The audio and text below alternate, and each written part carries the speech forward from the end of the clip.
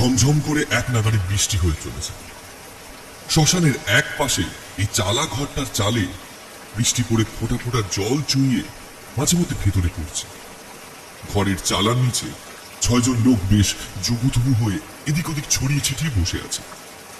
একটাই বাঁচুয়া যে এই ঘরের চালের নিচে একটা প্লাস্টিক দেওয়া রয়েছে, সেই কারণে বৃষ্টির জল সরাসরি তাদের গায়ে পড়ছে না। তাছাড়া এই ছোট্ট ঘরের চারদিক বেড়া দিয়ে ঘেরা, সামনের দিকে দরজার মতন ফাঁকা, তবে কোনো পাল্লা নেই। তাই সামনের দিক থেকে ঝোড়ো হাওয়ায় বৃষ্টির ছাট ঘরের ভেতর ঢুকলেও সামনের ওই খোলা শ্মশানে দাঁড়িয়ে ভেজাচ্ছে এই চালা ঘরের মধ্যে বসে বৃষ্টির ছাট সহ্য করা নেহাত সহজ কাজ। ঠিক এই কারণে এই 6টা প্রাণী এত রাতে বৃষ্টির মধ্যে এই ঘরের চালের নিচে আশ্রয় নিয়েছে। গল্পটা বলতে গেলে আর একটু প্রথম থেকে বলা দরকার। এই গ্রামের নাম নিশিকান্ত। তখন বর্ষাকাল, এদিকে ওদিকে বৃষ্টির জলে খাল বিল সব টইটম্বুর। গত 3 দিন ধরে টানা বৃষ্টি হয়ে চলেছে এইখানে। গ্রামের সমস্ত মানুষ নাওয়া খাওয়া ভুলে ঘরে বসে দিন কাটাতে যখন এক প্রকার বাধ্য হচ্ছে, তখন ঠিক সেই সময় গ্রামের একজন প্রবীণ মানুষ ফণিভূষণ দিনের আলোয় বাড়ির বাইরে বেরিয়ে নিজের বাড়ির কাছেই জাত গোখরোর ছোবল খেলেন। ফণিভূষণের 3 কুলে কেউ নেই, স্রেফ দূর সম্পর্কের এক নাতি ছাড়া। তাদের বাড়ি কলকাতার দিকে। 2-3 বছরে একবার হয়তো সেই নাতি দেখা করে যেত। শেষবার যখন এসেছিল এই মাস 2 আগে, তখন সে সদ্য তালদিঘি বলে একটা গ্রামে পোস্টমাস্টারের চাকরি পেয়েছে। তখনই তার এখানকার ঠিকানা মানে তালদিঘির ঠিকানা সে পাশের বাড়ির একজনকে দিয়ে গেছিল। পাড়ার লোকে যখন বুড়ো ফণিভূষণের মৃতদেহ আবিষ্কার করল, তখন গ্রামেরই এক লোক নিতাইকে বুড়োর সেই নাতিকে খবর দিতে পাঠানো হলো তালদিঘিতে। নিশিকান্তপুর থেকে তালদিঘি অনেকটাই পথ, তাই সেখানে গিয়ে সেই নাতিকে নিয়ে নিতাই যখন ফিরে এলো, তখন প্রায় দুপুর গড়িয়ে এসেছে। তালদিঘি থেকে আরো একজন ভদ্রলোক এসেছেন, নাম রাম গাঙ্গুলি। ভদ্রলোক সেই নাতিকে মাস্টার বলে সম্বোধন করছেন দেখে নিশিকান্তপুরের সকলেও তাকে একই নামে ডাকতে লাগল। কিন্তু এই বর্ষা বাদলের সময় শ্মশান যাত্রী বেশি যুক্ত না, মাস্টারের সাথে রাম গাঙ্গুলি আর নিতাই। এদিকে গ্রামের আরো 3 জন লোক, ভোম্বল ডোম, হরেন্দ্রনাথ মন্ডল এবং গণেশ শাসন। হরেন এবং গণেশ ছিল ফণিভূষণের 2 প্রতিবেশী। দুজনেই এখন এই গ্রামের সম্পূর্ণ গেরস্ত। ছোটবেলা থেকে তারা ফণিখুড়োকে দেখে এসেছে, তাই তার অগস্ত্য যাত্রায় না এসে তারাও পারল না। মৃতদেহ খাটিয়ায় বেঁধে তৈরি হয়েছিল। নিতাইরা ফিরে আসতেই আরো যা যা নিয়ম কানুন থাকে সেগুলো সম্পন্ন করে তারা সবাই মিলে শ্মশানের উদ্দেশ্যে রওনা দিল। এই সময় বৃষ্টিটাও কিছুটা ধরে এসেছিল। আর দেরি করবেন না মাস্টার, কখন আবার জোরে বর্ষা নেমে যাবে, চলেন এবেলা বেরিয়ে পড়ি। হ্যাঁ, এখান থেকে শ্মশানের পথ নেহাত কম নয়। এই ঝড় বাদলার দিনে রাতের বেলায় আবার বৃষ্টি হলে কিন্তু ফেরা খুব মুশকিল হয়ে পড়বে। মাস্টার আর দ্বিরুক্তি করল না। শটান মরা নিয়ে নদীর পাড়ে শ্মশানের উদ্দেশ্যে রওনা দিল তারা। মাস্টার, রাম গাঙ্গুলি মশাই আর এই গ্রামেরই 2 জন মুরব্বী গোছের লোক খাটিয়া বইছে। পেছন পেছন নিতাই আর ভোম্বল চিতার কাঠ মাথায় করে বয়ে নিয়ে আসছে। কাদায় প্যাচ প্যাচে সরু মাটির রাস্তা দিয়ে প্রায় 1.25 ঘন্টা হাঁটার পর তারা যখন শ্মশানে এসে পৌঁছালো, তখন প্রায় বিকেল 4টে। সবারই মনে মনে অভিপ্রায় তাড়াতাড়ি দাহ কার্য সম্পন্ন করে অন্ধকার নেমে আসার আগেই নিশিকান্তপুরে ফিরে যাবে। মরাটাকে শ্মশানের চালা ঘরের সামনে রেখে একজন ঘরের ভেতরে বসেই মৃতদেহ ছুঁয়ে। কিন্তু বাকিরা মিলে চিতার কাঠ সাজিয়ে উঠতে না উঠতেই আকাশ ভেঙে বৃষ্টি নেমে। মাস্টার না থাকলে বোধহয় এই 4 জন মৃতদেহ এখানে ফেলে রেখে গ্রামে ফিরে যাবে। কিন্তু মাস্টার যখন রয়েছে, তখন তা তো আর করা যাবে না। অগত্যা বাকিরা ঘরের ভেতর জড়ো শুরু হয়ে বসল। শ্মশান যাত্রীদের মধ্যে একজন বলল, বড্ড বিপদে পড়ে গেলাম দেখছি। এখন এই বৃষ্টি কখন থামবে, মোরা কখন পোড়ানো হবে, আর আমরা ফিরবই বা কখন? বৃষ্টি আজ থামবে বলে তো মনে হয় না, তার থেকে বড় মশু। এই ভোম্বল তোর কাছে আছে নাকি? ভোম্বল দাঁত বার করে হিহি করে হাসল। তারপর কোমরে গুজে রাখা ধুতির কুট থেকে একটা কুলকে আর একটা প্লাস্টিকের কাগজে মোড়ানো তামাক বার করল। মনের আনন্দে নিতাই আর ভোম্বল বানাতে শুরু করল। মাস্টার আর রাম গাঙ্গুলি তাদের দিকে একবার তাকিয়ে আবার বাইরের দিকে বৃষ্টি পরিমাপ করতে লাগল। হরেন্দ্রনাথ আর গণেশ চুপচাপ বাইরে অঝোর বৃষ্টির দিকে তাকিয়ে বসে রইল। কারোর মুখে কোনো কথা নেই, সকলেই আচ্ছা বেফাসে পড়েছে। একটু পরিবেশটাকে হালকা করার জন্য মাস্টার এবার বললেন, বুঝলেন হরেনবাবু, তাল দিঘিতে বসে আমরা ভূতের গল্প করতাম, আর আজ এই নিশিকান্তপুরে এসে মনে হচ্ছে একেবারে তার একটার মধ্যে ঢুকে পড়েছে। মরার খাট ছুঁয়ে বসেছিল গণেশবাবু। সে প্রতিবাদ করে বলে উঠল, করেন কি মাস্টার, করেন কি? এইসব জায়গায় ওদের নাম মুখেও আনতে নেই। সে কি, আমি তো শুনেছি শ্মশান অতি পবিত্র জায়গা, তাহলে সেখানে ওনারা ঘুরে বেড়ান নাকি? গণেশ শাসমল আর মাস্টারের মধ্যে আস্তে আস্তে ভূত প্রেত নিয়ে দু একটা কথাবার্তা চলতে লাগলো। হরেন্দ্রনাথ এক মনে সেসব শুনছিলেন। তারপর এক সময় তিনি গম্ভীর কণ্ঠে বলে উঠলেন, বুঝলেন মাস্টার, শুনেছি আপনি হইলেন গিয়ে শহরের লোক। আপনি কি আর গ্রামের এইসব ভূত প্রেতের কথা বিশ্বাস করবেন? কোনোদিন যদি নিশির পাল্লায় পড়তেন তাহলে বুঝতে পারতেন। হরেন্দ্রনাথ বাবু কথার মধ্যে কি যেন একটা ছিল।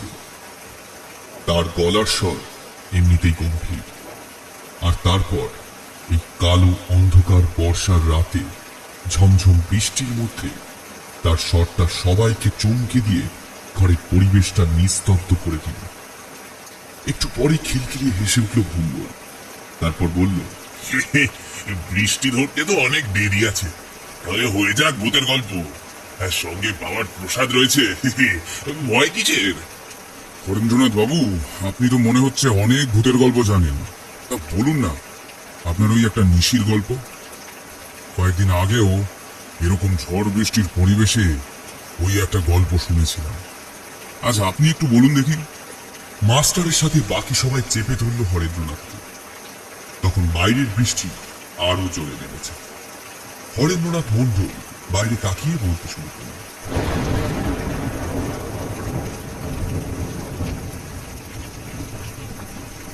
আমার জীবনে এমন কোনো অভিজ্ঞতা নেই। আমি কখনোই নিশি দেখিনি বা ভূত প্রেতের কোনোদিন দেখা আমার মেলেনি। জীবনে কোনোদিনই আমি অদ্ভুত কোনো ঘটনার সামনেও নিজেকে পাইনি।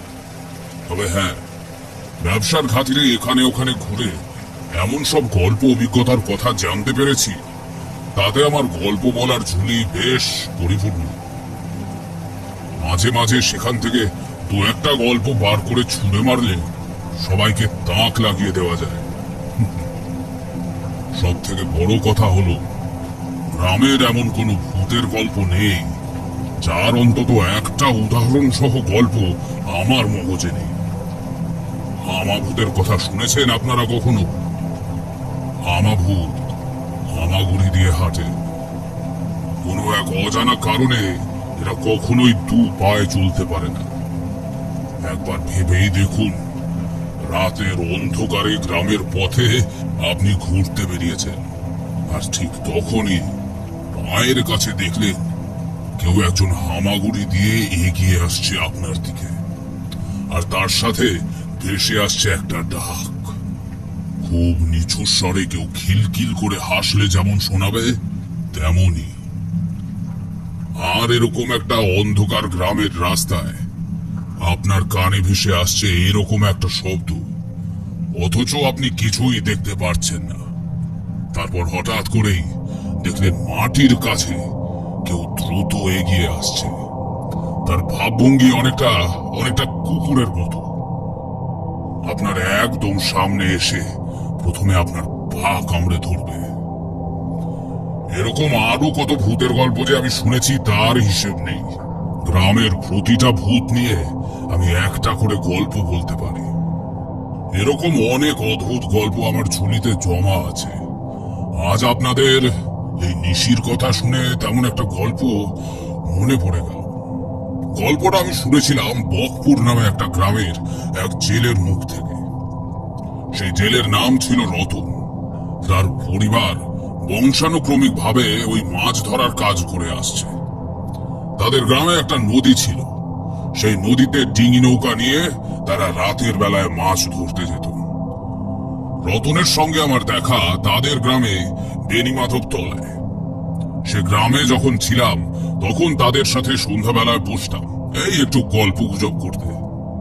সেখানে সেই গ্রামের অনেক অদ্ভুত গল্প শুনেছি। রতন একদিন সেইখানেই তার গল্পটা বলেছিল। আমি রতনের মুখে যেইভাবে গল্পটা শুনেছিলাম ঠিক সেইভাবেই আপনাদেরকে কিছু না বাদ দিয়ে বলছি। আজ থেকে অনেক বছর আগের কথা কইতে আসি। তখনও এই গ্রামে এত লোকজন আসে নাই। আমরা কয়েক ঘর জেলে মাঝি তখন এইখানে বসবাস করি। বাপ তখন বাচ্চা আছে। বাপের লগে আমিও মাঝে মাঝেই নদীতে যাইতাম। যে কাম কইরা খাওন জুটবে সে কাম যত আগে শিয়ন যায় ততই ভালো। বাপে মোর বিয়া দিতা চায়, তাই কাম শিহন লাগে। বাপের লগে রাইতে গিয়ে পড়তাম নদীতে। সারা রাত ধইরা চলতো মাছ ধরা। সকালে এই মাছ বাজারে বেইচ্চা চাল আনাজ লইয়া বাসায় ফিরতাম। আমাগো দুইটা প্রাণী ভালোই চইলা যাইতো। এমন সময় একদিন আইলো সেই রাত। সে রাতের কথা মনে আইলে এখনো বুকের রক্ত সিলিক দিয়া বাইর হইতে চাই যেন যেন মনে হয় এখনো সেই দিনের ভয়ানক পিশাচ আমায় টাইম না লইয়া গিয়া ওই নদীর জলে ডুবায়া মারবে। সেদিন বাপের শরীরটা ঠিক যাইতেছিল না। বাপ কইল, আজ আর যাবো না, তুই একাই যাও হন।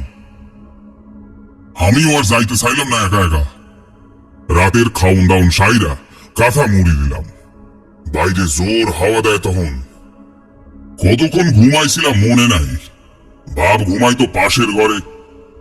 আমার ঘুম ভাঙতেই দেখি বাপ ঘরের বাইরে আধারে দাঁড়ায় আছে। আমি হাঁক দিয়া কইলাম, কে ওইখানে, বাবা নাকি? বাপ আমার কথায় কিছুই কইল না। সে বাইরের দিকে হাঁটতে লাগলো। আমি ভাবলাম হয়তো শরীর সাইরা গেছে, তাই আমারে নিয়ে মাছ ধরতে যাবে। আমি আর কিছু না ভাইবা বাইরে আইসা যখন জাল তুইলা হাইটটা লাগালাম নদীর দিকে, তখন বাবাও এক দূর আগায় গেছে। আমার কিছুই মনে হইল না। বাপ আমার রাইতে মাছ ধরতে যাবার বেলায় এমন আগে আগেই যাইতো। আমি পিছন পিছন জাল কাঁধে লইয়া যাইতাম। আমি যত আগাই বাপও ততই আগায়, যেন আমার আগেই যাইব।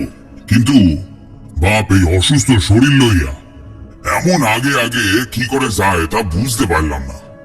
আমি হন হন কইরা পা চালাইয়াও তার নাগাল পাইলাম না যেন। আমাগো বাড়ি থেকে নদী ধারে যাইবার আগে এখন বড় মাঠ পড়ে। মাঠের কাছে যাইতেই আকাশে মেঘের ওপর কেমন যেন ছায়া পড়লো কালা। আমি একবার ছায়া দেখলাম আকাশের দিকে। লক্ষণ ভালো না, বৃষ্টি হইতে পারে। আমি গলা তুইলা হাঁক দিলাম, আকাশ দেখা ভালো মনে হইতাছে না, আজ কি না যাইলেই নয়। কিন্তু বাপ আমার তখন আমার থেকে অনেক আগায় গেছে। আমি তার এই কালো আন্ধারে দেখতে পাইলাম না। মনে হইল মাঠের মাঝখান দিয়া হাইটটা হাইটটা বাপ আমার নদীর দিকে যাইতেছে। আমি ভাবলাম তাড়াতাড়ি নদীতে গিয়া মাছ ধরবার লাগিয়া বাপের এত তাড়াহুড়া। তাই সে কালা আন্ধারে আমিও দৌড়াইয়া দৌড়াইয়া নদীর দিকে যাইতে লাগলাম। কিন্তু যত দৌড়াই তত বাপ আমার থেকে আগায় যায়। আমি কিন্তু তখনও বুঝতে পারি নাই যে বাপ ভাইবা কার পিছু পিছু আমি নদীর জলের দিকে যাইতে আসি। যাইতে যাইতে যখন নদীর পাড়ে গিয়া পড়লাম, দেখি বাপ গিয়া ডিঙায় উঠছে। আমিও উঠলাম। নৌকায় বইয়া বাপরে কইলাম, আরে কথা কও না কেন, শরীর খারাপ লাগে? বাপ আমার তাও কথা কয় না। আমি আর না ভাববা নৌকায় গিয়া বইলাম। তারপর লগি দিয়া ঠেইলা ডিঙাটারে ভাসাইয়া দিলাম নদীর জলে। উত্তরের দিকে গেলে অহন মাছের ঝাঁক মিলবে। অনেক মাছ পাইলে বাজারে বেইসা কাল মাংস কিনাইয়ান বাপটারে খাও। পারলে কবিরাজের কাজ দিয়া বাপের জন্য পত্ত নিয়ে আমুনা হয়। এইসব ভাইতে ভাইতে দাঁড় টানলাম। নৌকা চলতে লাগলো সোজা উত্তরের দিক ধইরা। আমি নিজের মনে জাল ফেলা মাছ তুলতাছি ডিঙায়। আজ কেমন জানি জাল চাপাই মাছ ওঠে। বাপ আমার ডিঙার অন্য পাশে বৈশা। আমি মাঝে মাঝে এই কথা ও কথা কইলেও বাপের কাছ থেকে কোনো সাড়া পাই না। নদীর জল রাইতের বেলা কালো আন্ধার হইয়া থাকে দেখবেন। সেই কালা আন্ধারে কিছুই ঠিকঠাক দেখা যায় না। বাপের দিকে দুইবার চাইলেও তার মুখ কিন্তু দেখতে পাইলাম না। একবার কেমন যেন মনে হইল, বাপ আমার সুপ ময়রা গেল কেন? তারপরেই ভাবলাম শরীরটা এখনো মনে হয় জিরায় নাই। অনেকক্ষণ ধরে মাছ ধরতাছি, ঢেউয়ের টানে ডিঙা ভাইসা যায়। হঠাৎ পায়ের কাছে জল ঠেকতে কেমন চমকাইয়া গেলাম। ডিঙাতে জল আইলো কি কইরা? এ তো অল্প জল নয়, বা একেবারে রুইবা যায়। আমি তাড়াতাড়ি ডিঙায় হাত দিয়া দেখি খাইছে। ডিঙা একেবারে জলে ভইরা গেছে। আমি বাপের দিকে চাইয়া কই, ডিঙায় যে জল উঠা গেছে, অন কি করুন? এই কথা কনের লগে সে যে কি হইল, গোটা ডিঙা দুইলা উঠল। আমি সামনে চাইয়া দেখি, কই আমার বাপ? আমার ডিঙার উপাসে বৈশা। ওইটা কি? ছাদের অল্প আলো এতক্ষণ পরে দেখা গেল। কালো মেঘ ঢাইকা গেছিল। সে চাঁদের আলোয় দেখি এক কালো ভয়ানক মূর্তি। তার দুই চোখ লাল, পুরো শরীরটা যেন কেউ কালা আন্ধার দিয়া বানাইছে। আর সেই মুখে এক হাসি। সে যে কি ভয়ানক যে দেখে নাই সে বুঝবো না। আমার বুকের ভেতর কইলজাটা যেন খপাত কইরা মুখ দিয়া বাইরাইয়া আইবে এখনই। আমি বুঝতে পারতাছি রাতের আন্ধারে আমায় ভুলাইয়া আইনা ইয়াই আমায় ডুবাইয়া মারতে চায়। আমি একবার চিৎকার দিয়া উঠলাম। এইদিকে ডিঙা তখন প্রায় ডুব বাজায়। আমি চাইলে লাফ দিয়া জলে পড়তে পারি, কিন্তু কেন জানি তা করতে পারতাছি না। আমার শরীরটা কেউ যেন গদের আঠা দিয়ে চাপান দিছে ডিঙায়। ডিঙা প্রায় ডুববা যায়। এদিকে সে ভয়ানক মূর্তি তখন উইঠা দাঁড়াইল। কালা চুলের মতো কিসব যেন উইঠা লাগলো বাতাসে। সে ভয়ানক মূর্তি হাসে আর আমার দিকে মাঝে মাঝে চায়। আর তার লগে একটা মিঠা গন্ধ বাতাসে। আমি আর পারলাম না। মনের ভিতর একবার ভগবানের নাম লইয়া দিলাম লাফ জলে। তারপর এক ডুবে কিছুটা দূরে আইয়া তাকাইয়া দেখি আমার ডিঙা ডুইবা গেছে। নদীর জলে ঢেউ ছাড়া আর কিছুই নাই। আর একটা কালো আন্ধার আকাশের আলো সাইড পাতিছে যেন। একটা হাসির শব্দ কানে তালা ধরাইয়া দেয়। আমি সাঁতরাইয়া পাড়ের দিকে যাইতে যাইতে মাঝে মাঝে পিছনে ফিরা দেখছিলাম। ওরা আকাশ জুইরা যেন একটা কালো আন্ধার যেন আমার গিলতে আইতেছে। তারপর যে কিভাবে নদী থেকে বাড়ি আইছি তা আমি নিজেও জানি না। বাড়ির দরজার কাছে আইয়া ধপ কইরা জ্ঞান হারাইয়া পইরা যাই। পরের দিন সকালে জ্ঞান ফিরলে এই বাপ শিওরের কাছে বইয়া আছে। আমি চমকাইয়া উঠা ভালো কইরা বাপের দিকে দেখি। তারপর বাপরে জড়াইয়া ধইরা রাতে সব কথা কই। বাপ সব কথা শুনে কয়, ভগবানের দয়ায় তুই পয়সা গেছিস বেটা। তুই পড়ছিলি নিশ্চিরি পাল্লায়, ভগবান তোরা বাঁচাইছে। আমি অবাক হইয়া বাপরে শুধাই, নিশি এইটা আবার কি? ও এক বিরেত রে, রাতের আন্ধারে ডাইকা লইয়া গিয়া তারপরে জানে মাইরা ফেলে। তুই নদীর জলে ডুবাইয়া মারতে চাইছিল। আমি ভাবলাম তুমি বাইরে গেছো, তাই আমিও যাই লইয়া বাইরে এলাম। ওরে বেড়া, আমি বাসায় ছিলাম সারা রাত। অনেক রাতের দিকে শব্দ শুই না দেখি তুই সদরে একেবারে হিট খাইয়া পইরা রইছস। আর রাত বইরেতে বাইরাস না হইল। আজ ভগবান বাঁচাই দিছে, রোজ বাঁচাইবে না হইল। গ্রামের লোকের কাছে পরে শুনছি অনেক কথা। সে এক নিশি পিরেত আমারে টাইনা লইয়া গেছিল আমার বাপের রূপ লইয়া আইসা। আমি অন্ধকারে বাপ ভাইবা গেছি তার পিছে পিছে। তারপর ফাঁক পাইয়া ডিঙি ফুটা কইরা ডুবাইয়া দিতে গেছিল আমারে, কিন্তু পারে নাই। জ্ঞান লইয়া ফিরে আইছি কি জানি কি কইরা। সেদিন আমি বাইসা গেলাম কি কইরা তা আমি জানি না।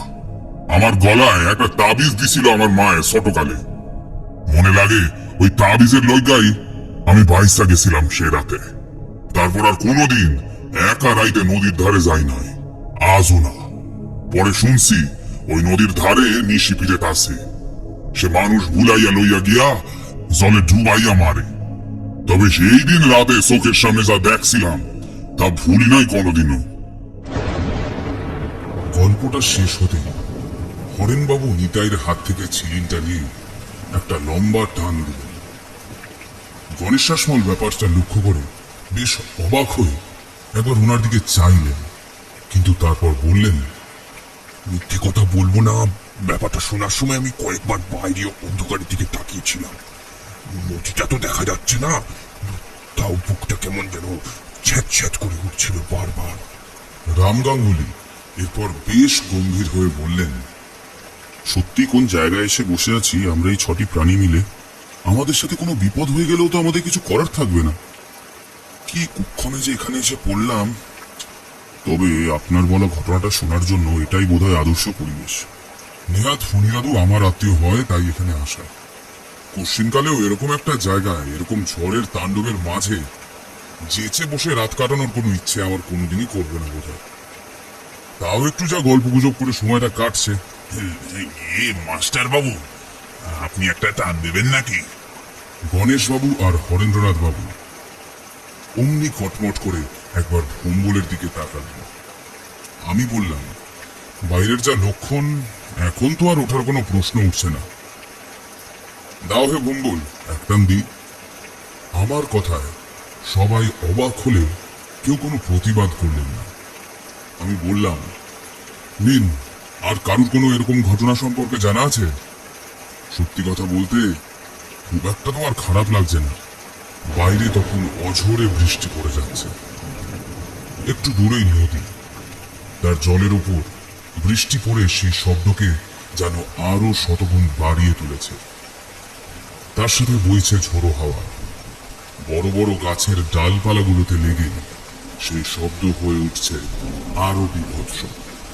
খড়ের চালার তলায় লণ্ঠন জ্বলছে, বাতাসে তার শিখাটা বারবার কেঁপে কেঁপে উঠছে।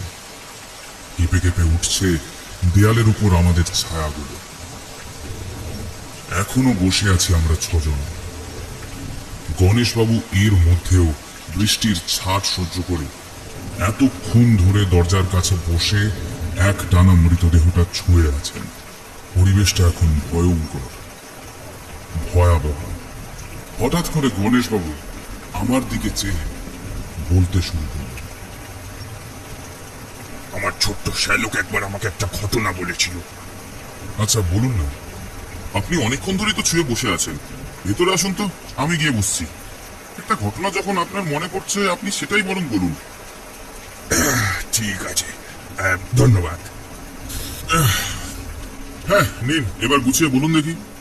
হ্যাঁ, আমার ছোট শ্যালক, তার জীবনে এমন একটা অভিজ্ঞতা হয়েছিল যে সেটা আসলে কি এটা সে নিজেও কখনো বুঝতে পারেনি।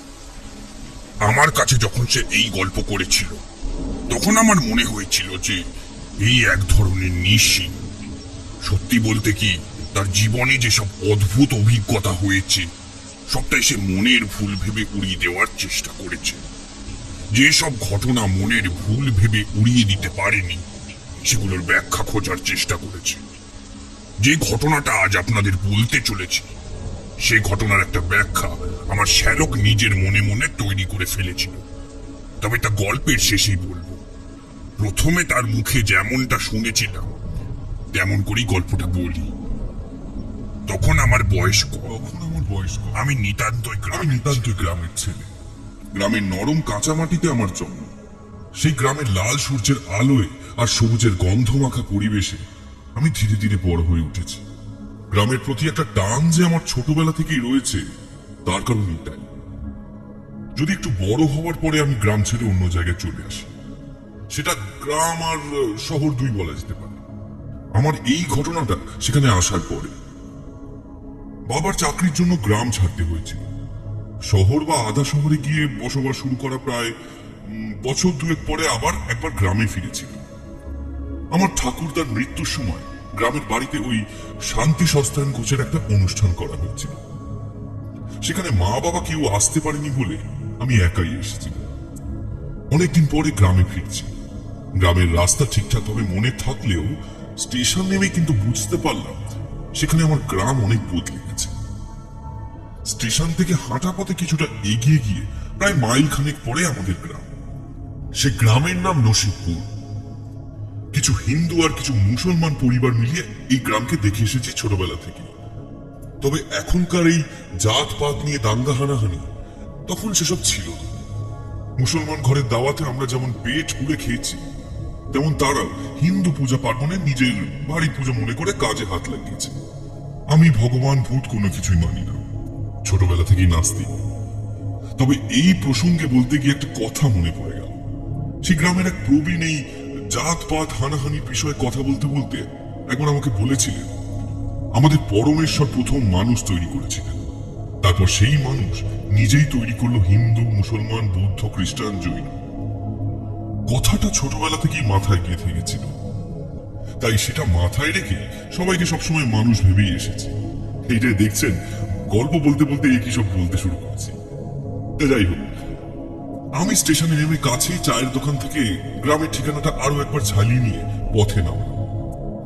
আমার হাতে একটা ব্যাগ, তাতে জামা কাপড় আর কিছু সামান্য পয়সা। মা বলেছিল কিছু মিষ্টি আর ফুল কিনে নিয়ে যেতে, তাই কিনে ব্যাগে ভরে নিয়েছি। গ্রামের পথে দিনের আলোয় হাঁটা যতটা সহজ, রাতের বেলা কিন্তু হাঁটা ততই কঠিন। বিশেষ করে গ্রামের লোক না হলে তাকে ভীষণ সমস্যায় পড়তে হবে। মনে করুন সোজা রাস্তায় যাচ্ছেন, যেতে যেতে রাস্তাটা কোন একটা খালে নেমে পড়েছে, কিংবা রাস্তার মাঝখানে হঠাৎ করে একটা মাঠ দেখা দিয়েছে। মাঠের পাশ থেকে অবশ্যই রাস্তা আছে, তবে যারা তা বোঝে না তাদের জন্য সমস্যা। তার আসল কারণ হলো গ্রামের রাতের অন্ধকার। এমন কালো অন্ধকার গ্রাম ছাড়া আর কোথাও দেখা যায় না। এখন যদিও গ্রামে ইলেকট্রিক বাতি চলে এসেছে, তখন কিন্তু সেসব ছিল না। রাতের বেলায় পথ চলার জন্য ভরসা ছিল সেই চাঁদের আলো কিংবা হাতে টর্চ লাইট। আমার সাথে একটা 4 সেলের টর্চ ছিল, সেই টর্চ জ্বালিয়ে গ্রামের পথে নাম। বাড়ি থেকে তাড়াতাড়ি বেরোলেও রাস্তার রেল লাইনে একটা বিক্ষোভের জন্য গন্তব্যে পৌঁছতে বেশ দেরি হয়ে গেছিল। ঠাকুরদার বাড়ির অনুষ্ঠান পরদিন সকালে। আমি অল্প অন্ধকারে চাঁদের আলো ভরসা করে গ্রামের পথ ধরে হাঁটতে লাগলাম। রাস্তাটা সোজা এগিয়ে যাচ্ছে, সেখানে বেশ বাড়িঘর রয়েছে। তারপরেই ডান দিকে বাঁক নিয়ে একটা ফাঁকা মাঠের মাঝখান দিয়ে রাস্তা। সেই মাঠের উপর পা রাখতেই হঠাৎ কেন জানি না গাটা ছমছম করে উঠল। হঠাৎ করেই মনে হলো এতক্ষণ চারদিকের অল্প ঠান্ডা সেই ফুরফুরে হাওয়াটা উধাও হয়ে গেল। তার বদলে একটা ভারী আবহাওয়া আমার চারপাশে জমতে শুরু করছে। প্রকৃতি মাঝে মাঝে আমাদের অনেক কিছু জানান দিয়ে যায়। ভালো করে অনুভব করতে পারলে আমাদের পাশে মাঝে মাঝে কিছু শুভ অথবা অশুভ কিছুর উপস্থিতি আমরা অনুভব করতে পারি। আমি নাস্তিক হলেও কিন্তু শক্তিতে বিশ্বাস করি। শুভ অশুভ এই দুই শক্তি নিয়ে কিন্তু পৃথিবী চলছে।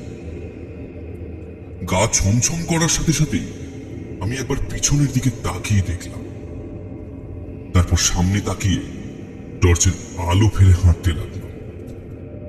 নিজের মনের মধ্যে আশা ভাবনাটাকে এক ফুঁয়ে উড়িয়ে দিয়ে খুব দ্রুত পা চালালাম। দুপাশে ফাঁকা মাঠ, আর তার অনেক দূরে কালো অন্ধকারের মতো গ্রামের কিংবা জঙ্গলের সীমানা দেখা যাচ্ছে।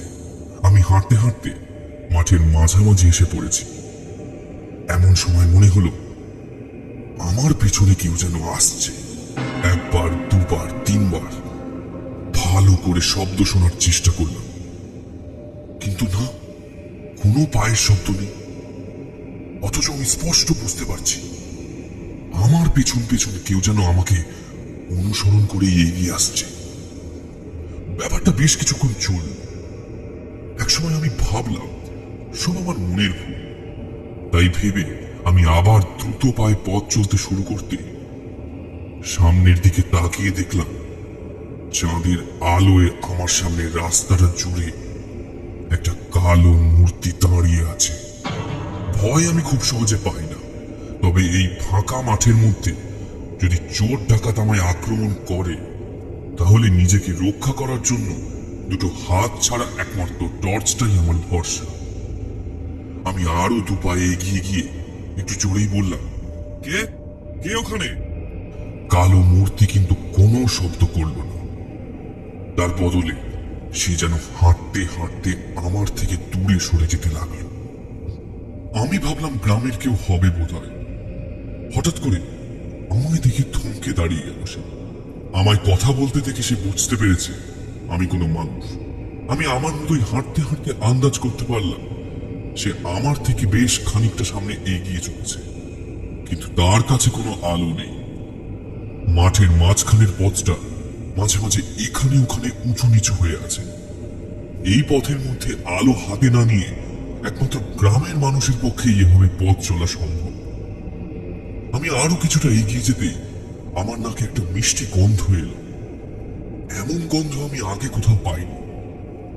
গন্ধটা বর্ণনা করার মতো কোনো ভাষা আমার কাছে নেই। আমি যতই এগিয়ে যাচ্ছি, কালো মূর্তিটাও আমার থেকে তত সামনের দিকে এগিয়ে যাচ্ছে। একসময় আমি স্পষ্ট বুঝতে পারলাম আমি মাঠের রাস্তা ছেড়ে মাঠের মাঝখান দিয়ে চলেছি, যেন কেউ জোর করে আমার সেদিকে নিয়ে যেতে চাইছে।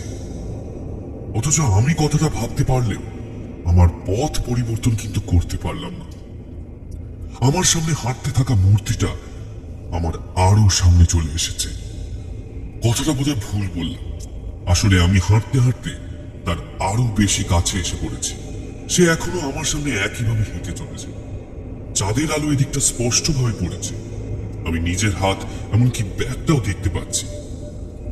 অথচ আমার সামনে চলতে থাকা সেই মূর্তিটাকে একটা কালো মূর্তি ছাড়া আর কিছুই বুঝতে পারছি না।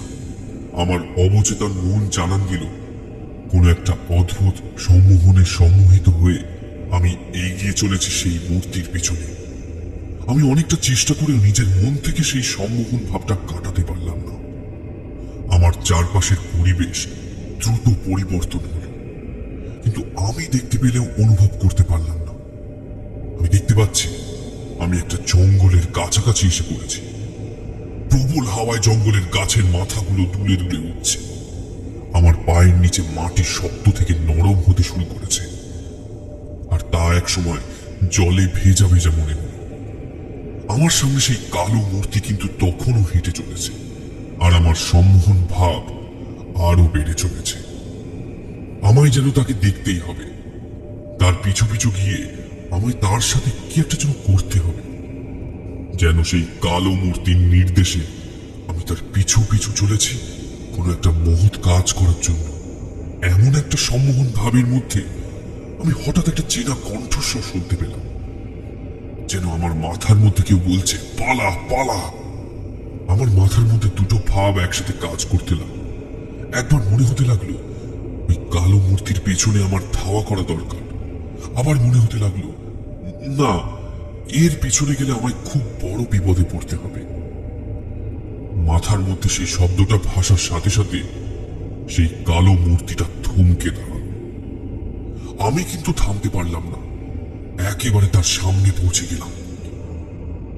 আমার প্রায় হাত দুয়েক দূরে দাঁড়িয়ে একটা কালো মূর্তি, তার জল জলে দুটো লাল চোখ, তার কালো শরীরটা আমার চোখের সামনে ধীরে ধীরে বড় হয়ে যাচ্ছে। একসময় আমার মাথার উপরের আকাশটা তার কালো ছায়ায় ঢেকে গেল। আমার মাথার ভিতর কিন্তু সেই শব্দটা আমি তখনও শুনে চলেছি। এবার সেই শব্দটার কণ্ঠস্বরের উৎস আমি বুঝতে পারলাম। এই আমার ঠাকুরদার গলা, যে ঠাকুরদা কিছুদিন আগেই মারা গেছে, যার শ্রাদ্ধ শান্তি ক্রিয়ার জন্য আমি শহর থেকে গ্রামে এসেছি। আমার গলা চিরে একটা চিৎকার বেরিয়ে এলো, ঠাকুরদা বলে চোখ বন্ধ করলাম। আর তারপরই সামনে তাকিয়ে দেখি কোথাও কেউ নেই। আমি দাঁড়িয়ে আছি একটা জলাভূমির কাছে। তারপর যে কিভাবে রাস্তা খুঁজে সেই মাটির রাস্তা থেকে হাঁটতে হাঁটতে ঠাকুরদার বাড়িতে গিয়ে পৌঁছেছিলাম তা আমার মনে নেই। তবে এটুকু মনে আছে, বাড়িতে পৌঁছে বাড়ির উঠোনের কাছে আমি জ্ঞান হারিয়ে ফেলি। সকালে যখন গ্রামের বাড়ির সবাইকে এই ঘটনার কথা বলেছিলাম, তখন তারা বলেছিল আমায় নিশীথে ডেকে নিয়ে যাচ্ছিল। ঠাকুরদার প্রতি একটা আকর্ষণের জন্য ঠাকুরদার রূপেই কোনো একটা শক্তি আমায় তার হাত থেকে বাঁচিয়ে দিয়েছে। আমিও মনে মনে এই ঘটনাটার একটা ব্যাখ্যা খাড়া করেছিলাম। আসলে অনেকদিন পরে গ্রামে ফিরে আসার জন্য গ্রামের দিকের ভূত প্রেত এসব ব্যাপার আমার মাথার মধ্যে ঘুরছিল। আর তাই সেই অন্ধকার রাতে আমি মনের ভুলে পথ হারিয়ে ওই জলাভূমির মধ্যে গিয়ে পড়েছিলাম। তবে আমার এই ব্যাখ্যা কেউ মানতে চায় না। আমি নিজেও জানি না এই ব্যাখ্যা আসলে কতটা ঠিক। সেদিন রাতে কি আমি সত্যি নিশির পাল্লায় পড়েছিলাম আর তার হাত থেকে আমার ঠাকুরদার ভালোবাসা রক্ষা করেছিল? অন্য কিছু তো আমার জানা নেই। এই বলে শাসমল মশাই থামলেন। গল্প শেষ হতেই আমি রাম গাঙ্গুলির দিকে তাকালাম। বাইরে তখনও ঝড় বৃষ্টি হয়ে চলেছে। অনেকক্ষণ ধরেই রাম গাঙ্গুলি কেমন যেন উসখুস করছিল। একবার যেন নিতাইয়ের দিকে তাকিয়ে কি একটা বলল। আমি একটু গলা তুলে বললাম, কি হে গাঙ্গুলি মশাই, এই আপনি আবার মৃতদেহ ছুঁয়ে বসে থাকতে থাকতে ভয় পেয়ে যাচ্ছেন না তো? গাঙ্গুলি মশাইয়ের মুখটা কেমন কাঁচু মাচু। আমার কথার তিনি উত্তর দিলেন না। তার বদলে নিতাই আমার দিকে তাকিয়ে বলল, মাস্টার, ও মাস্টার, মরাটা যেন এবার নড়ে উঠল। নিতাইয়ের কথা শুনে আমরা সবাই অবাক হয়ে সেই দিকে তাকালাম। আমরা সবাই গল্পে মশগুল হয়েছিলাম। নিতাই ওনার পাশে দরজার কাছেই বসেছিল, তাই গাঙ্গুলি বাবুর নড়াচড়া খুব ভালোভাবেই দেখতে পারছিল। এই চালাঘরের মধ্যে ওই ছোট্ট লম্ফটার আলোটাতে আমরা এরোর মুখই ভালোভাবে দেখতে পারছি না। সেখানে বাইরে আর কি দেখতে। কিন্তু ঠিক ঘরের বাইরের দিকে রাখা দাদুর দেহটাকে অন্ধকারেও বেশ ভালোভাবে দেখা যাচ্ছে। তার কারণ দেহটার উপরে সাদা চাদর চাপানো হয়েছে। আমি মৃতদেহর দিকে তাকিয়ে থাকতে থাকতে দেখলাম, আরে সত্যি যেন দেহটা একবার নড়ে উঠল। আর তার সাথে সাথে রাম গাঙ্গুলির গলা শুনে, মাস্টার, এই মরা দিকে নিজে নিজেই বাইরের দিকে চলে যাচ্ছে। তার কথা শুনে এবার হরেনবাবু বলে উঠলেন, আরে কি বলছেন, ওরা আবার একা একা নড়তে পারে নাকি? ঝড় বৃষ্টির মধ্যে ওই সাদা কাপড়টা হাওয়া একটু দুলে উঠেছে বোধ হয়। আরে দুলে ওটা অন্য ব্যাপার মশাই, মরা তো আর আপনি ধরে নেই, আমি ধরে আছি। আমি বুঝতে পারছি এই মরা যেন কেমন একটু নড়ছে। ব্যাপারটা তো ঠিক বোঝা যাচ্ছে না। মশাই বলি কি, তেমন হলে আপনি মরা ছেড়ে ঘরের ভেতরে এসে বসুন। আরে কি গণেশ বাবু, মরা ছেড়ে এই ঝড় বৃষ্টির মধ্যে থাকা যায় নাকি? মরা ছেড়ে দিলেই মরার মধ্যে এসে অপদেবতা ভর করবে, তা কি জানো না? এই লম্ফর আলোটা একটু জোর থাকলে ব্যাপারটা দেখা যেত। আমার মনে হয় ঝড় বৃষ্টিতে কোনোভাবে দেহটা হেলে পড়েছে, তাই ওরকম মনে হচ্ছে আপনার। না মাস্টার, ঝড় বৃষ্টিতে মরা হেলে পড়তে পারে, কিন্তু মরার মধ্যে এমন জোর এলো কি করে যে মরা আমায় টেনে নিয়ে যেতে চায়? এতক্ষণ আমি ভাবছিলাম বোধহয় ঝড় বৃষ্টিতে কোনোভাবে দেহটা হেলে পড়েছে, তাই রাম গাঙ্গুলি অন্ধকার একটু ভয় পেয়েছে। কিন্তু সে গ্রামের ছেলে, আর তাছাড়াও যারা তাকে চেনেন তারা জানেন সামান্য ব্যাপারে ওনার ভয় পাওয়ার কথা নয়। কিন্তু এখন তার গলা শুনে মনে হচ্ছে সত্যিই কোনো একটা ব্যাপারে সে রীতিমতো চমকে গেছে।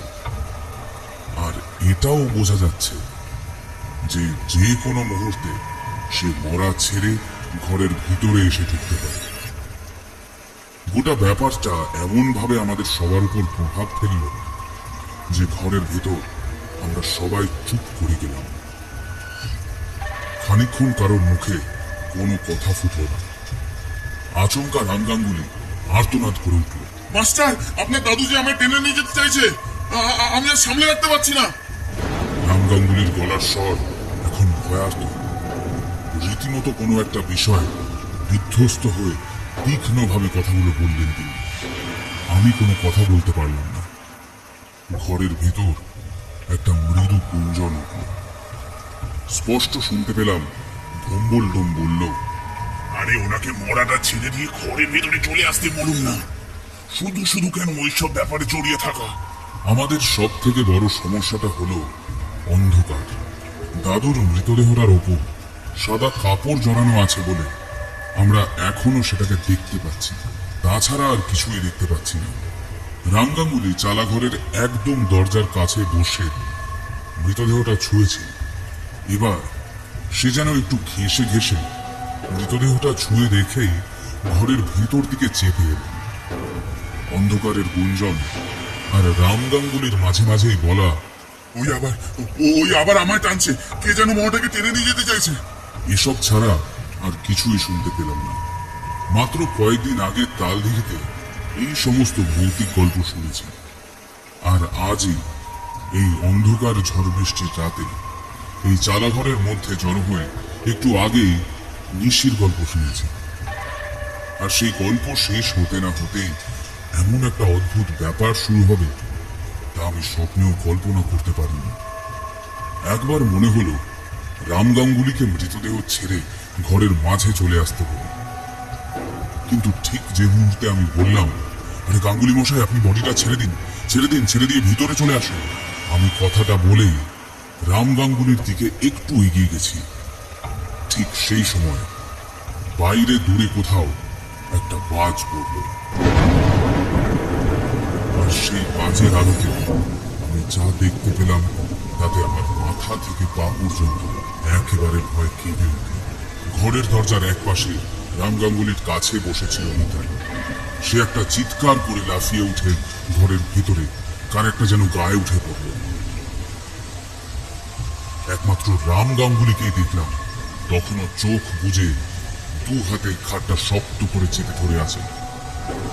এক পলকের জন্য দেখতে পেলাম একটা শীর্ণকায় কালো কুচকুচে অবয়ব মৃতদেহটার উপর পায়ের কাছে উবু হয়ে বসে আছে। ব্যাস, তারপরেই সব অদ্ভুত। রাম গাঙ্গুলি দু হাতে প্রাণপণে সেই খাটটাকে আঁকড়ে ধরে রয়েছে, কিন্তু যে কোনো মুহূর্তেই গোটা মরার খাটটা রাম গাঙ্গুলিকে সঙ্গে নিয়ে ছিটকে গিয়ে দূরে কোথাও পড়বে। তা ওই মুহূর্তে আমি ঠিক বুঝতে পারলাম। এই অবস্থা রাম গাঙ্গুলি ছাড়া বোধহয় সবাই দেখতে পেয়েছিল। গণেশবাবু চিৎকার করে বলে উঠলেন, আপনি এখনো খাটটা ধরে আছেন কেন? ছেড়ে দিন, ছেড়ে দিন। ও মরাকে দাঁড়ো ধরেছে, ওকে আর ধরে রাখা যাবে না, ছাড়ুন, ছাড়ুন। রাম গাঙ্গুলি তখন প্রায় কাঁদো কাঁদো গলায় বলল, মরার খাট যে ছেড়ে দিতে নেই, একবার ধরবে, এটা পণ্ডিত মশাই বলেছিলেন। ভয়ে আমার বুকের ভেতরটা হিম হয়ে গেল। এই আধো অন্ধকারে মৃতদেহটার উপর ওটা কি বসেছিল? দানব? সেটা কি? আর খাটটাই বা কি করে নিজের থেকে সরে যেতে চাইছে? যখন খাটটা প্রাণপণে উল্টো দিকে চলে যেতে চাইছে, রাম গাঙ্গুলি সেই খাট দু হাতে প্রাণপণে ধরে আছে। তার যে কি অসম্ভব সাহস, এই প্রথম তার পরিচয় পেলাম। আমি থাকলে কখন খাট ছেড়ে উল্টো দিকে দৌড়তে শুরু করতাম। আমি বেশ জোরের সাথে এবার বললাম, আরে গাঙ্গুলি মশাই, কি করছেন? ও খাট ছেড়ে দিন। রাম গাঙ্গুলি বোধহয় আমার কথার জন্যই অপেক্ষা করছেন। আমার কথাটা শেষ হতে না হতেই একটা ধপ করে শব্দ শুনতে পেলাম, আর সেই শব্দ শেষ হওয়ার সাথে সাথেই হুড়মুড় করে ছিটকে ঘরের ভেতরের দিকটা এসে ঢুকল রাম গাঙ্গুলি। সে যে কতটা বল প্রয়োগ করে খাটটা এতক্ষণ ধরেছিল তা এবার বুঝতে পারলাম। এতক্ষণের উত্তেজনা, ভয়, বিস্ময় সবকিছু মিলিয়ে সে প্রথমেই নিজেকে সামলে নেওয়ার পর যে কথাটা বলল তা হলো, অনেক চেষ্টা করেছিলাম মাস্টার, কিন্তু ধরে রাখতে পারলাম না। সে কি বিভৎস টান, তোমায় বলে বোঝাতে পারবো না। লক্ষণ ভালো নয়। শ্মশানে মরা জেগে উঠেছে। এখন এ শ্মশান থেকে বাইরে বেরোনোই মুশকিল হয়ে পড়বে যে। ও হরেন্দা, আরে গোটা রাতটা এখানে অপেক্ষা করে গেলেই তো হয়। তারপর সকাল হলে তো আর কোনো বিপদ থাকবে না। তুমি কি ভাবছো গোটা রাত আমরা নির্বিঘ্নে এখানে থাকতে পারবো? ও আবার ফিরে আসবে আমাদের জন্য। আমি বুঝতে পারিনি ব্যাপারটা। প্রথমে মনে হলো যেন হাওয়ায় মরাটা দুলে উঠেছে, তারপর দেখি আস্তে আস্তে মরার খাটটা উল্টো দিকে চলে যাচ্ছে। আমি দুবার টেনে আনলাম সামনের দিকে, তারপর দেখি সে কি বিভৎস টান, আমায় সমেত নিয়ে যেতে চাইছে। শেষে বাধ্য হয়ে ছেড়ে দিলাম। আপনি বলেই তাও অতক্ষণ ধরে রেখেছিলেন, আমি হলে কখন ছেড়ে দিতাম। আপনি বাঁচলে বাপের নাম। হরেনবাবু হঠাৎ করে নিতাইকে একটা ধমক দিলেন। আহ নিতাই, চুপ করবি? আমরা যে কত বড় বিপদের মধ্যে পড়েছি তা তুই বুঝতে পারছিস না? এই শ্মশানে মরা জেগে উঠেছে। এখান থেকে এখন বেঁচে ফিরতে পারবি কিনা সেইটা ভাব। হরেনবাবুর কথা শুনে আমি একেবারে ভয় সিটিয়ে গেলাম। এসব কি সত্যি সত্যি হচ্ছে আমার সাথে? মনে মনে প্রতিজ্ঞা করলাম, আজ এই যাত্রায় যদি বেঁচে ফিরি তাহলে তালদিঘিতে ফেরার পর এইসব অলৌকিক বিষয় নিয়ে ভুলেও আর চর্চা করব না। আমি হরেনবাবুকে প্রশ্ন করলাম, আচ্ছা আমরা এই শ্মশান থেকে বেরোতে পারবো না কেন? হরেনবাবু অনেকক্ষণ ভেবে নিয়ে বললেন, যে শ্মশানে মরা জেগে ওঠে সেই শ্মশান অপবিত্র হয়ে যায়। আপনার দাদু মানে বুড়ো ফণিভূষণ মরেছিল অপঘাতে। তার বাঁচার স্বাদ এখনো মেটেনি, তাই সে নিজেই হয়তো নিজের মৃতদেহটাকে আমাদের থেকে দূরে সরিয়ে নিয়ে গেল। এখন কিছু অঘটন ঘটতে পারে। আপনারা সবাই এই ঘরের মধ্যেই থাকেন, যদিও কতক্ষণ এই ঘরটাও আমাদের কাছে নিরাপদ তা জানি না। হরেনবাবুর আর ভম্বলের গলার স্বরে একটা হতাশা আর ভয়ের ছাপ মিশেছিল। এতক্ষণ ধরে হরেনবাবুকে একজন শক্ত সামর্থ্য পুরুষ বলেই আমি ভেবে এসেছি, কিন্তু তার মুখে এমন একটা বিপদের কথা শুনেও আমি অবিশ্বাস করতে পারলাম না।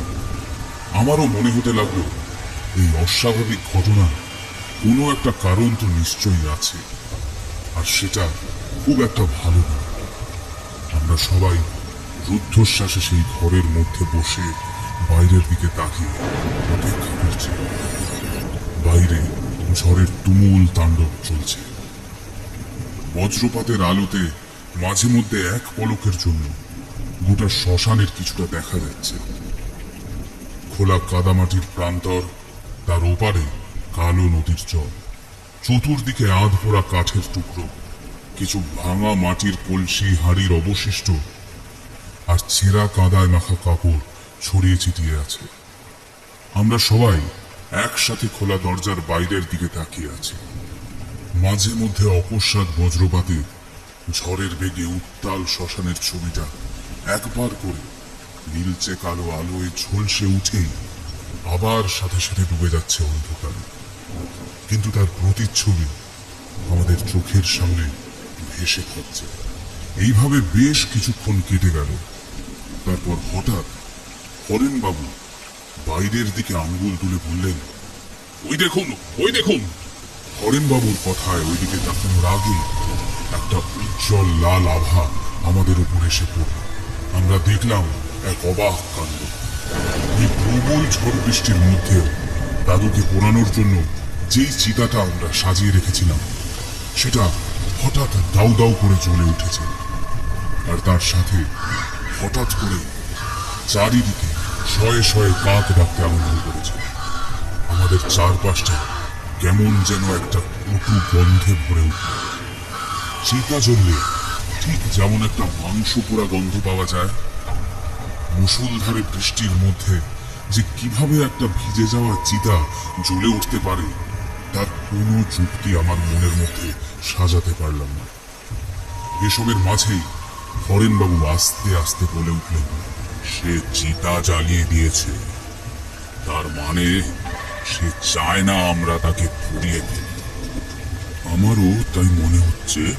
এই গোটা শ্মশানে কোনো একটা অপশক্তি জেগে উঠেছে যে আমাদের সমস্ত কাজ বন্ধ করে দিতে চলেছে। নিতাই এতক্ষণ ধরে বেশ স্বাভাবিকভাবে কথাগুলো বললেও এবার তার গলা কাঁপতে লাগলো।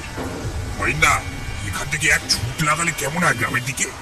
হরেনবাবু কেমন যেন ম্লান ভাবে বললেন, এখান থেকে গ্রাম অনেক দূর নিতাই। এই ঝড় বৃষ্টির মধ্যে ছুটে গ্রামে যাওয়া দুঃসাধ্য ব্যাপার।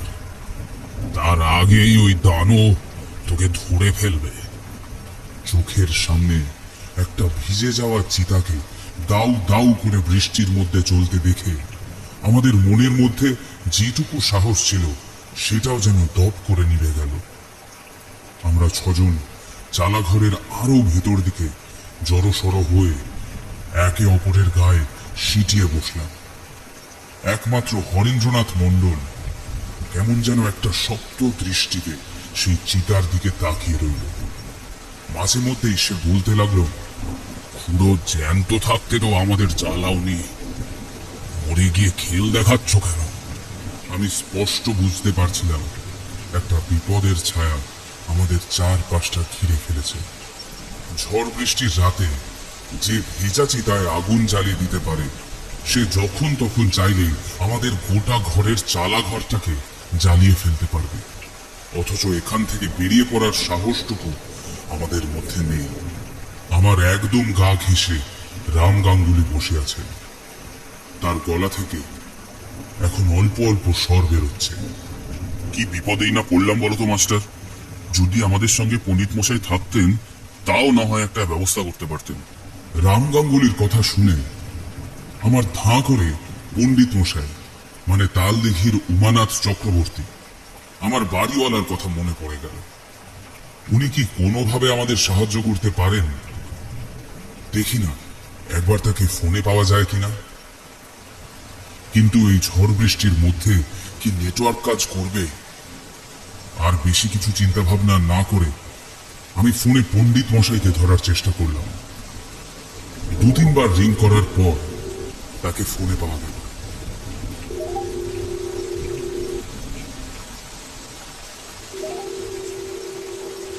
কি ব্যাপার মাস্টার, ওদিকের কাজকর্ম সব মিটলো? পণ্ডিত মশাই, এদিকে আমরা তো মস্ত বড় বিপদে পড়ে গেছি।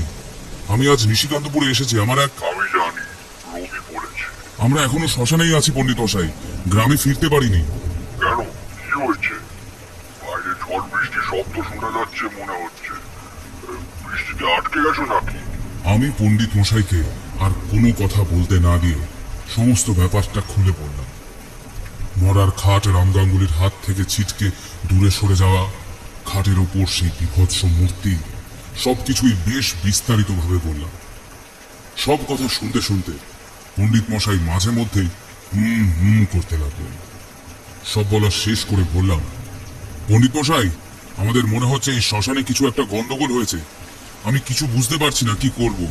এদিকে দাদুর মৃতদেহটাও এখনো দাহ করা হয়নি। সেটা কোথায় খুঁজবো? বৃষ্টি থামলে এখান থেকে কি গ্রামে রওনা দেব? ঠিক হবে? একদমই না। তোমার কথা শুনে মনে হচ্ছে ওই শ্মশান কোনোভাবে অপবিত্র হয়েছে, আর তাই শ্মশান জেগেছে। এ সময় কোনোভাবেই শ্মশান ছেড়ে বেরোনোর চেষ্টা করা উচিত নয়, এতে বিপদ হতে পারে। আচ্ছা, আমায় একটা কথা বলো তো, তোমরা ওখানে কজন আছো? আমি আর রাম গাঙ্গুলি ছাড়া এই গ্রামের 4 জন রয়েছে। পণ্ডিত মশাই কিছুক্ষণ চুপ করে রইলেন, তারপর বললেন, আচ্ছা, তোমরা জ্বালাঘরের মধ্যেই থাকো। এখন আমি একটু পরে তোমায় আবার ফোন করছি। আমায় একটু সময় দাও, আমি দেখছি কিছু করা যায় নাকি। আর গ্রামের নামটা কি যেন বলেছিলে? নিশিকান্তপুর। বেশ, দাঁড়াও, আমি ফোন করছি ঘুরি। এর মধ্যে বাইরে একদম বেরোবে না। এই বলে পণ্ডিত মশাই ফোনটা রেখে দিলেন। রাম গাঙ্গুলি এখন আমার পাশেই বসে। উনি বেশ উদ্গ্রীব হয়ে প্রশ্ন করলেন, পণ্ডিত মশাই কি বলল মাস্টার? আমি সব কথা ওনাকে জানালাম। গাঙ্গুলি মশাই বোধহয় নিজেকে একটু আশ্বস্ত করার ভঙ্গিতে বলে উঠল, চিন্তা করো না, নিশ্চয়ই পণ্ডিত মশাই একটা উপায় বার করে ফেলবেন। ঘরের চারদিকে একবার চোখ ডুবিয়ে দেখলাম। বাকি সকলে ভয় তটস্থ হয়ে আছে। বাইরে ওই চিতার আগুন এই ঝড় বৃষ্টির মধ্যে এখনো দাউ দাউ করে জ্বলছে। সময়টা যেন কাটতেই চাইছে না। এইভাবে কতক্ষণ বসেছিলাম কে জানে, তা ওই মিনিট 5-7 তো হবে। এমন সময় আমার ফোনটা বেজে উঠল। দেখি উমানাথ চক্রবর্তী। হ্যাঁ পণ্ডিত মশাই। আমার কথা ভালো করে শোনো মাস্টার, তোমরা যেখানে রয়েছো সেখানকার শ্মশান কোনোভাবে অপবিত্র হয়েছে, তা তো আগেই বলেছি। আর আমার মনে হয় তোমার দাদু অপঘাতে মৃত্যু হওয়ার জন্য সে আজ রাতে প্রেতজনি প্রাপ্ত হয়েছে। তোমরা ওই শ্মশানে সারা রাত থাকলে তোমাদের বিপদ বাড়বে। কিন্তু পণ্ডিত মশাই, এখন আমাদের কি করা উচিত তাহলে? ভালো করে মন দিয়ে শোনো, তোমাদের কাছে নিশ্চয়ই গঙ্গা জল আছে। শ্মশান যাত্রী থাকার তো কথা। হ্যাঁ। আচ্ছা, কেরোসিন আর মুখাগ্নি করার খড়কুটো তোমরা চালা ঘরের তলায় রেখেছো তো? হ্যাঁ, এখানেই আছে। বেশ, এবার শোনো, তোমরা এখন যে চালা ঘরে রয়েছো সেখান থেকে ঠিক 750 হাত দূরে দক্ষিণে এই শ্মশানের গণ্ডি পেরিয়ে এগিয়ে গেলে একটা প্রকাণ্ড বেল গাছ দেখতে পাবে। দেখবে তার মাথাটা পূর্ব দিকে মানে নদীর দিকে খানিক মেলে আছে। সেই গাছ থেকে একটা বেল পেয়ে আনতে হবে, সেটা নিয়ে চালা ঘরে ফিরে আসবে। এরপর সেই খড়কুটো আর একটু কেরোসিন দিয়ে আগুন জ্বালিয়ে ওটা বেলটাকে পোড়াবে। এইসব কাজকর্ম করতে হবে এই চালা ঘরের ভেতরে, তার বাইরে একটুও নয়। বেলের বাইরের খোলসটা পুড়ে পুরো কালো ছাই হয়ে গেলে সেইটা ফাটিয়ে ভেতরের পুরো শ্বাসটার সঙ্গে এক চিমটে ওই শ্মশানের মাটি মিশিয়ে তোমরা যেন কজন আছো 6 জন। তাহলে 7 ভাগ করবে। হ্যাঁ, আর ওই গাছ থেকে 7টা বেল পাতা আনতে ভুলবে না। প্রত্যেকটা ভাগ একটা গোল করে পিণ্ডের মতন পাকিয়ে এক একটা বেল পাতার উপর রাখবে। তারপরে তোমরা প্রত্যেকে এক একটা ভাগ খেয়ে ফেলবে। গঙ্গা জলে অল্প করে হাত ধুয়ে যেই অবশিষ্ট ভাগটা পড়ে থাকবে সেটার উপর একটু গঙ্গা জল ছিটিয়ে বাইরে শ্মশানের দিকে ছুঁড়ে ফেলে দেবে। একেবারে বেল পাতা সমেত ফেলবে কিন্তু। আর শোনো, ভেতরের শ্বাসটা কিন্তু প্রায় পুড়ে ছাই হয়ে যাবে, সেটা কিন্তু তোমাদেরকে খেতে হবে। কিন্তু ছাই খাওয়া? পণ্ডিত মশাইয়ের গলার স্বর গম্ভীর হয়ে উঠল। মাস্টার, মানুষ বাঁচার জন্য এমন কিছু নেই যা করতে পারে না। তোমরা যদি আজ রাতেই ওই শ্মশান ছেড়ে বেরোতে না পারো তাহলে কিন্তু কাল সকাল হওয়ার আগে তোমরা কেউ... আমরা কি পণ্ডিত মশাই, আমরা কি? তোমায় যেটা বলছি সেটা করো। কেন কথা বাড়িয়ে সময় নষ্ট করছো? এক্ষুনি বেরিয়ে পড়ো। আর হ্যাঁ, মনে রেখো তুমি আর গাঙ্গুলি ছাড়া আর কেউ যেন ওই ঘরের বাইরে না বেরোয়, তাহলে কিন্তু তার বিপদ হবে। কিন্তু ঠাকুর মশাই, আমরাও যদি এই ঘরের বাইরে এখন যাই তাহলে তো আমাদেরও বিপদ হতে পারে। মাস্টার, ভগবানের নাম করে তোমরা বেরিয়ে পড়ো, তারপর আমি দেখি কি করতে পারি। আশা করি এটুকু সময় তোমাদের দুজনকে বিপদের হাত থেকে ঠেকিয়ে রাখতে পারবো। তবে হ্যাঁ, যত তাড়াতাড়ি সম্ভব ওই বেল নিয়ে তোমাদের ফিরে আসতে হবে। আর আরেকটা কথা, ফেরত আসার সময় তোমরা কিন্তু ভুলেও পিছনের দিকে তাকাবে না। গাঙ্গুলিকেও এটা ভালো করে বলে দেবে। ভালো করে মনে রেখো মাস্টার, আর গাঙ্গুলিকেও বুঝিয়ে দিও। যাই হয়ে যাক না কেন, ফেরার পথে পেছনের দিকে তাকানো চলবে না। তাতে কিন্তু সবকিছু পণ্ড হয়ে যেতে পারে। এখন আমি রাখছি, আমার একটু কাজ রয়েছে। তোমরা সমস্ত ব্যাপারটা করে নিয়ে আমায় আরেকটিবার জানি। এই বলে পণ্ডিত মশাই ফোনটা রেখে দিলেন। আমরা চালাঘর ছেড়ে বেরোবো শুনে সবাই একেবারে রে রে করে উঠলেন। হরেনবাবু কিন্তু আমাদেরকে বারণ করলেন না, বরং সে সবাইকে শান্ত করে বললেন, মাস্টার বোধহয় ফোনে কারুর সাথে কথা বলে এ বিষয়ে কিছু একটা সিদ্ধান্ত নিয়েছেন। তাকে এখন আটকানো উচিত নয়। তোমরা সবাই মাস্টারের কথা শুনে এই ঘরের মধ্যেই চুপটি করে বসে থাকো। মাস্টার, আমি কি আপনাদের সাথে যেতে পারি? হরেনবাবু, ঠাকুর মশাই শুধু আমাদের দুজনকেই যেতে বলেছেন। বেশ, তাহলে তাই করুন। আপনারা কি করতে চলেছেন আমি জানি না, তবে বোধহয় যা করবেন সবার ভালোর জন্যই। আমরা অপেক্ষা করব আপনাদের জন্য। আপনারা ফিরে আসবেন তো? হরেনবাবুর শক্ত গলায় বলা শেষের কথাটা কেমন যেন শোনাল। আমি ওনার কাঁধের ওপর একটা হাত রেখে বললাম, হরেনবাবু, আমার নিজের এখন বাইরে বেরোনোর সত্যিই কোনো ইচ্ছে নেই, সাহস তো নেই। যদি এখান থেকে ফিরতে হয় তাহলে সবাই মিলে ফিরব। মনকে শক্ত রাখুন মাস্টার, আমরা গ্রামে ফিরবই। সাবধানে যাবেন, জীবনের ঝুঁকি নেবেন না। দুগ্গা দুগ্গা। আমি আর রাম গাঙ্গুলি ঘরের বাইরে পা রাখলাম। বৃষ্টির ছাপটা যেন আমাদের শরীরে বিঁধে যাচ্ছে, ঝড়ে যেন আমাদের টেনে নিয়ে চলে যেতে চাইছে। তাও আমাদের খানিক দূরে ওই চিতার আগুন এখনো জ্বলছে। আর দেরি না করে অতি কষ্টে দক্ষিণে 750 হাত গুনে গুনে শ্মশানের পরিসীমা পেরিয়ে একটু ঝোপ জঙ্গলের মধ্যে দিয়ে গিয়ে আমরা একটা বেল গাছের তলায় পৌঁছাই। গাছের মাথাটা সত্যি পূর্ব দিকে একটু হেলে আছে, কিন্তু প্রচন্ড হাওয়ায় সে যেন তখন ছিটকে ছাড়া পেতে চাইছে। রাম গাঙ্গুলি প্রায় ভয় কাঁপতে কাঁপতে বলল, মাস্টার, এই যে বেলগাছ, এই বেলগাছের ফল নিয়ে যাওয়ার কথাই তো বলছিলেন পণ্ডিত মশাই। নিন, তাড়াতাড়ি পেরে ফেলুন, সময় নষ্ট করে কোনো লাভ হবে না। একটা বেল ছট করে পেরে ফেলুন তো, আমি কয়েকটা পাতা নিয়ে নিচ্ছি। রাম গাঙ্গুলি খুব সহজেই বেলটা পেরে ফেললেন। এইটা সৌভাগ্য যে গাছের প্রায় নিচের দিকেই অনেকগুলো বেল ঝুলছিল। আমিও অনেকগুলো বেল পাতা ইতিমধ্যে ছিঁড়ে নিয়েছি। তারপর আমরা ধীরে ধীরে ওই চালা ঘরের দিকে ফিরতে লাগলাম।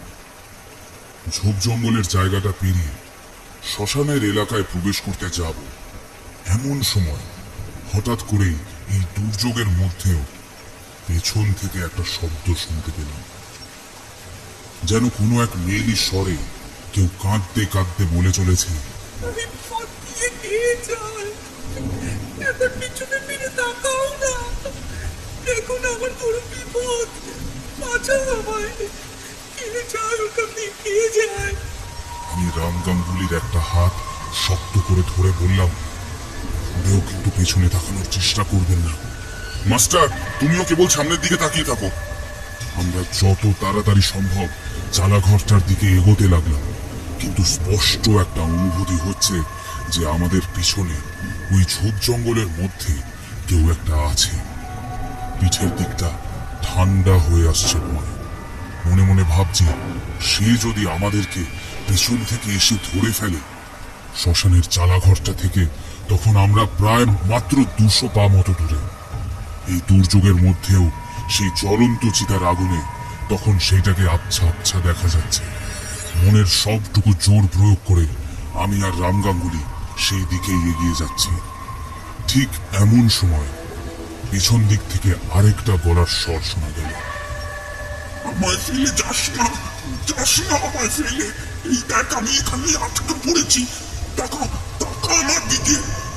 এই যে ফণি দাদু, এইটাই ফণি দাদুর গলা। আমার মাথা নিজের অজান্তেই পেছন দিকে ঘুরে গেল। হঠাৎ করে পণ্ডিত মশাইয়ের কথা ভুলে গিয়ে পেছন দিকে তাকিয়ে ফেললাম। আমার হাত ধরে টানতে গিয়ে রাম গাঙ্গুলিও ঘুরে গেল পেছনের দিকে। জ্বলন্ত চিতার আগুনের লিক লিকে লালচে আভায় আমি আর রাম গাঙ্গুলি একসাথে যা দেখতে পেলাম তা বর্ণনা করার ক্ষমতা আমার নেই। একটা কালো লম্বা, খানিকটা মানুষের মতো অবয়ব বললে কিছুই বলা হয় না। সেই দৃশ্য বর্ণনা করার, সেই আতঙ্ক কথায় প্রকাশ করার ক্ষমতা আমার নেই। একটা শিহরণ হঠাৎ করে আমাদের সারা শরীরে চেপে বসল। আর ঠিক সেই সময় রাম গাঙ্গুলি বলে উঠল, পালাও পালাও মাস্টার পালাও। আমরা দুজন মিলে প্রাণপণে দৌড়াতে লাগলাম। সেই ডাক, সেই ঝোড়ো হাওয়া, সেই মুষলধারে বৃষ্টি উপেক্ষা করে আমরা চালাঘরের মধ্যে হুড়মুড়িয়ে গিয়ে ঢুকে পড়লাম। আমাদেরকে দেখতে পেয়ে সবাই বেশ উত্তেজিত হয়ে পড়ল। ভম্বুল বলল, কি হয়েছে, কি হয়েছে মাস্টার? এখন এসব বলার সময় নেই, তাড়াতাড়ি ওই খড়গুলো একটু কেরোসিন দিয়ে জ্বালাও, তাড়াতাড়ি। আর এই বেলটা সেই আগুনে পোড়াতে হবে। এই ভম্বল দে দে, এই যে কেরোসিন, নিন নিন বেলটা দিন। দাহ করার জন্য যেই খড় আর কেরোসিন আনা হয়েছিল তাই দিয়েই নিতাই আর ভম্বল মিলে আগুন জ্বালল। আমরা বাকিরা সবাই ঘরের দরজার কাছে দাঁড়িয়ে রইলাম, যাতে বাইরের হাওয়া বাতাস ভেতরে ঢুকতে না পারে। এমন সময় আগুন জ্বলে উঠতে বেলটাকে পোড়াতে শুরু করলো ভম্বল। একটা অদ্ভুত বিষয় এবার লক্ষ্য করলাম আমরা সবাই। বেলটা যত পড়ছে ততই যেন বাইরের সেই চিতার আগুন নিভে আসছে। আচমকা রাম গাঙ্গুলি আর্তনাদ করে উঠে মাটিতে বসে পড়লেন। একটা পোড়া চেলা কাঠের টুকরো বাইরে থেকে ছিটকে এসে গাঙ্গুলি মশাইয়ের পিঠে লেগে ঘরের মেঝেতে পড়ল। আমরা হতবাক হয়ে দেখলাম সেই কালো কাঠের টুকরো থেকে তখনও অল্প অল্প ধোঁয়া উঠছে। বজ্র কঠিন কণ্ঠে হরেনবাবু বললেন, ভম্বল থামবি না।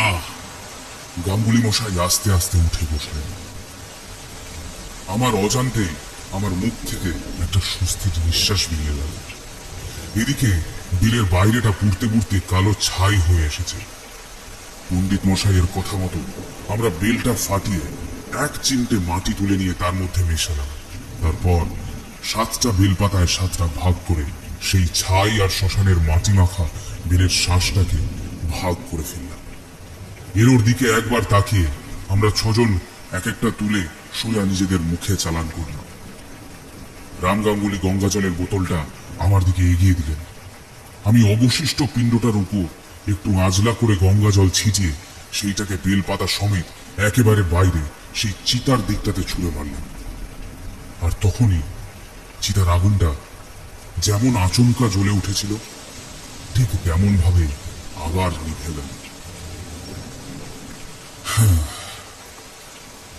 পণ্ডিত মশাইকে ফোনে ধরলাম। পণ্ডিত মশাই, আপনার কথা মতো সব কাজ করে ফেলেছি, এবার? ওপাশে পণ্ডিত মশাইয়ের গলার স্বরে যেন একটা নিশ্চিন্ত ভাব বোঝা গেল। পণ্ডিত মশাই বললেন, আর কোনো চিন্তা নেই, তবে এবার যত তাড়াতাড়ি সম্ভব ওই শ্মশান ছেড়ে নিশিকান্তপুরে ফিরে যাও মাস্টার। আমি সামান্য ঠেকনা দিয়েছি মাত্র। ঝড়ের মুখে খড়ের ঘর। এক মুহূর্ত সময় নষ্ট না করে তোমরা ফিরে যাও। রাত্রে যেন বাড়ির বাইরে কেউ না বেরোয় এরপর। এখন আর কথা বলে অযথা সময় নষ্ট করো না। ওই ছাইয়ের গুণ কিন্তু বেশিক্ষণ থাকবে না। কিন্তু পণ্ডিত মশাই, দাদুর মৃতদেহটা শ্মশানে এইভাবে ফেলে চলে যাব? ওসব ছাড়ো মাস্টার, বিপদ এখনো কাটেনি। আর তোমার দাদুর দেহটা এখন আর পাবে বলে আমার মনে হয় না। নিজেদের জীবন বাঁচাতে হলে আগে ওই শ্মশান থেকে বেরিয়ে ঘরে ফিরে যাও। আমরা ঠাকুর মশাইয়ের কথা মতো ভয়ে ভয়ে সেই শ্মশানের চালাঘরটা থেকে বেরিয়ে এলাম। এখনো বৃষ্টি পড়ছে, কিন্তু তাও যেন পরিবেশটা একটু শান্ত হয়েছে। সবাই মিলে কোনো মতে সেই অতটা পথ পেরিয়ে গ্রামে হরেনবাবুর বাড়িতে যে কিভাবে গিয়ে ঢুকলাম তার আর বর্ণনা দিয়ে লাভ নেই। তারপর গোটা রাতটা ঘরের দরজা বন্ধ করে সেখানেই ভগবানের নাম জপ করতে করতে কাটিয়ে দিলাম। কিন্তু কারুর চোখে সে রাতে আর ঘুম এলো না।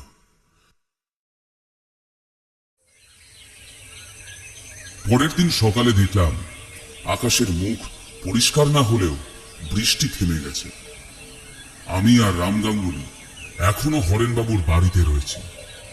নিতাই আর ভম্বল ভোরের আলো ফুটতেই শুনলাম যে যার বাড়ি ফিরে গেছে। পণ্ডিত মশাইকে ফোন